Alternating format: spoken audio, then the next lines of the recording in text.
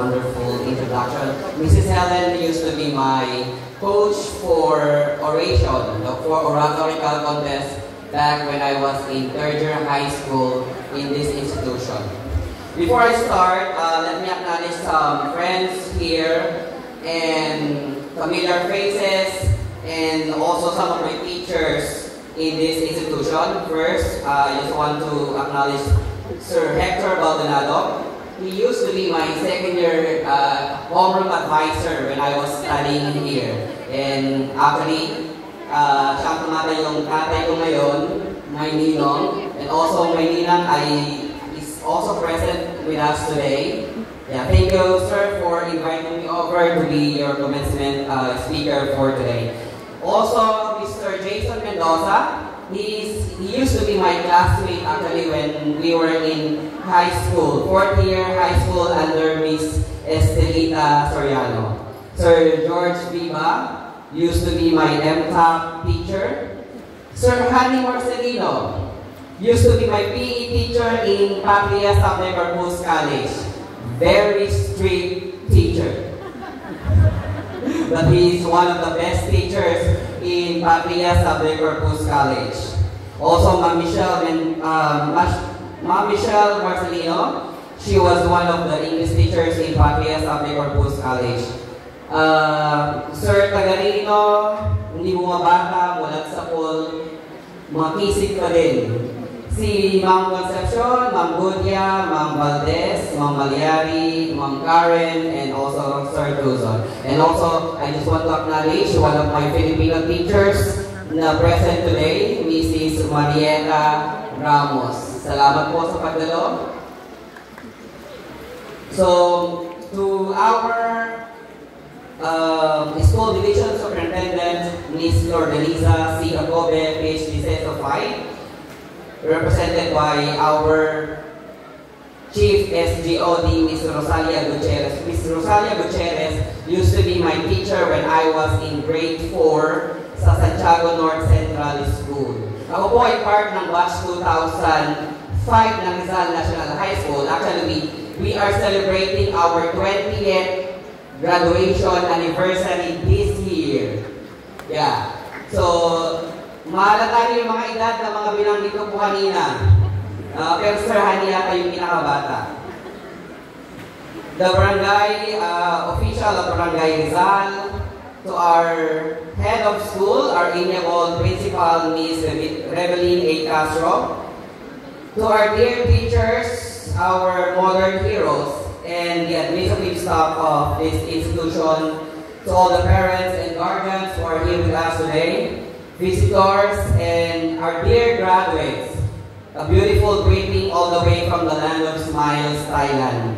Sawadee kon, ko hai prachao oipon le kumkrong kun. May the blessings of the Lord be upon you all. Good morning. One day, when I was driving from my place to the city where I'm staying in Thailand, I asked God and I started to contemplate, what message should I give to you, our dear graduates, so you will be inspired and to pursue your dreams and aspirations in life? And these are the words that God impressed me. You are chosen, you are loved, and you are all destined for greatness. All praises and glory belong to God.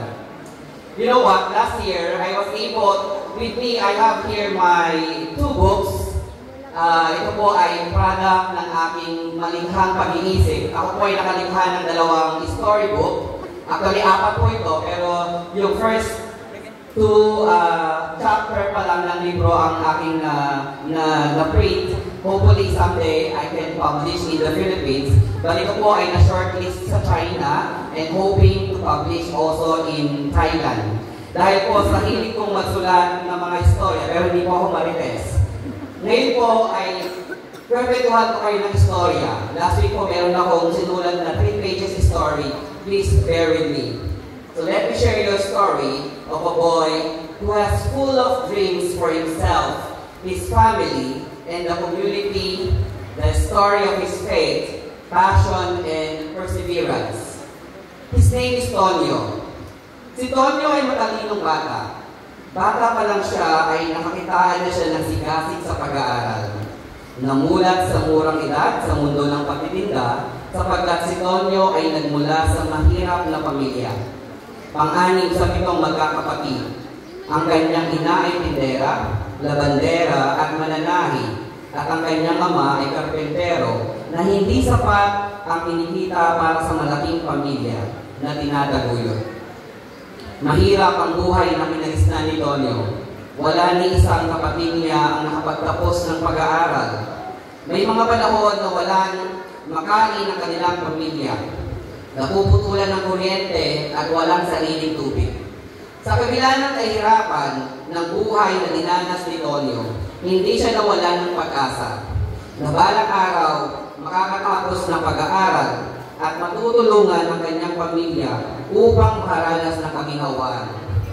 Nag-aral siyang mabuti kahit walang baon sa eskwela. Nakatapos ng elementarya na may honor at nakamit ang iba't ibang parangal. Nag-high school si Tonyo sa pampublikong paaralan. Hindi nawala ang sigla sa pag-aaral sapagkat may pangarap siyang pinangahawakan. Sa kasamaang palad, pumanaw ang kanyang ina noong nasa second year high school siya dahil sa sakit na hindi kayang ipagamot ang kanyang pamilya dahil sa hirap ng buhay. Unti-unti nawala ng pag-asa si Tonyo na makamit ang kanyang mga pangarap sa pagpanaw ng kanyang minamahal na ina.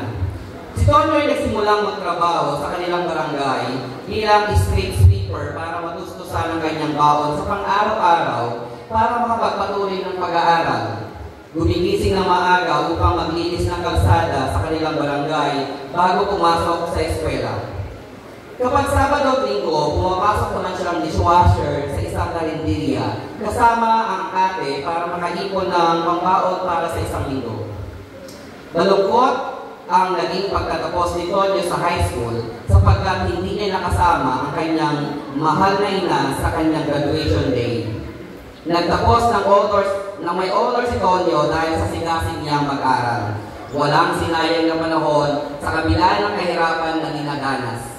Natapos ang high school na isa lang ang kanyang pantalon pumasok. Hindi niya naging hadlang para matapos ng may karangalan. Sa tulong ng kanyang sinundang kapatid na may trabaho, nakapagpatuloy si Tonyo sa kolehiyo at malaki ang kanyang nakuhang discount sapagkat mataas ang kanyang mga grado noong siya ay nagtapos noong high school. Masigasig at matyaga siya nag-aaral at aktibo sa iba't ibang extracurricular activities. Ito ang kanyang last stage para makapagtapos ng pag-aaral. Sa awa ng Diyos, may isa sa pamilya na makapagkatapos. Tinaguyod siya ng kanyang kapatid na 3 ang trabaho noong siya ay nag-aaral. Malaki ang sakripisyo ng kanyang kuya para sa kanilang pamilya. Maganda ang naging record ni Tonyo sa kolehiyo. Naging presidente siya ng student council at naging manunulat sa kanilang dyaryo. Naging founder at unang presidente ng Student Volunteer Organization for Community Service para makatulong sa mga mahihirap sa komunidad. Nagtapos si Tonyo ng kolehiyo na maraming parangal na nakamit. Sa unang pagkakataon, ang kanyang ama ang sumama sa entablado para igawad ang mga parangal na nakamit. Nabigyan din siya ng pagkakataon na magsalita sa harap upang pasalamatan ang mga magulang sa kanilang sakripisyo sa kanilang mga anak. Habang nagsasalita si Tonyo, hindi na iwasang umiyak sapagkat inalay niya ang kanyang parangal at ang pagkakataon na iyon sa kanyang pumanaw na ina, na hindi nasilayan ang tagumpay sa kanyang pag-aaral. Ang kanyang ama ay tuwang-tuwa at umiiyak sa mga oras na iyon. Tagumpay si Tonyo. Unti-unti niyang nakakamit ang kanyang mga pangarap at dalangin.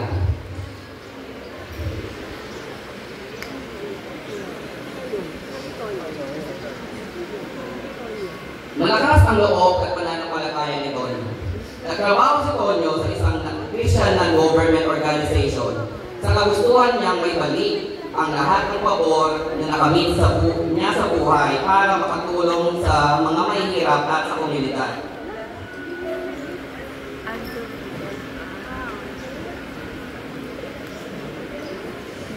Hindi hindi nawala ang sigasig ni Tonyo na makatulong at sigasig sa kanyang trabaho.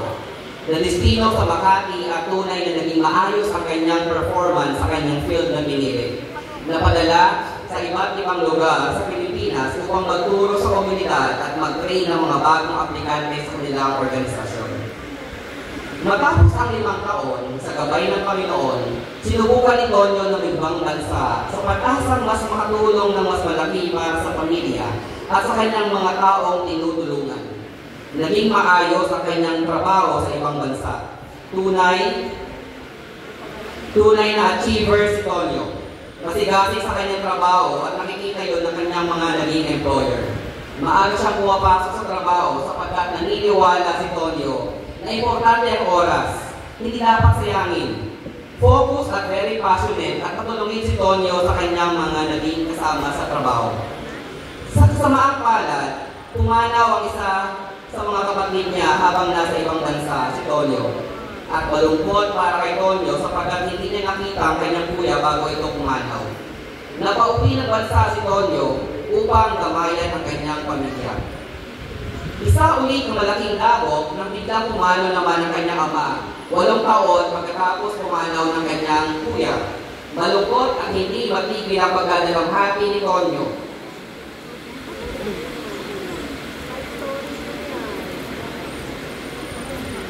Sa pagpanaw ng kanyang ama, sapagkat ito na lamang ang tinatitirang inspirasyon sa kanyang pangingibang bansa.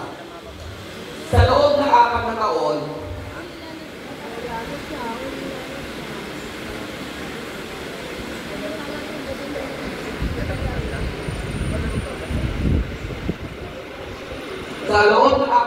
na pagiging guro ni Tonyo sa ibang bansa, nakita ang kanyang sigasig at pagmamahal sa kanyang trabaho.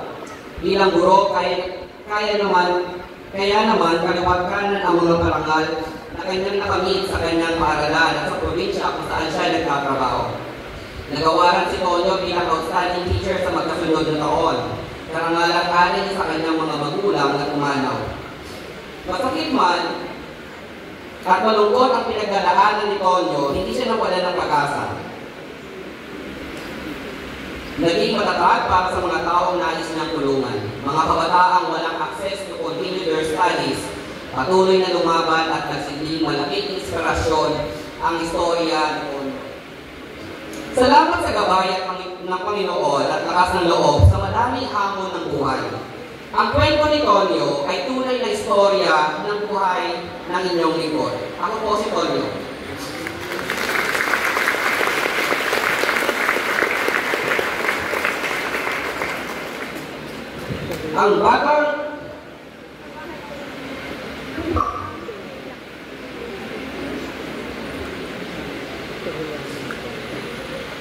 Ang batang puno-puno ng pangarap noon na sa harapan na ninyo.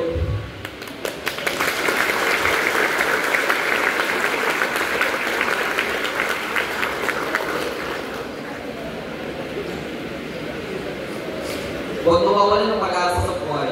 Aking tandaan, hindi natin kasalanan. Ito kayo ay siniyang sa mahirap na pamilya.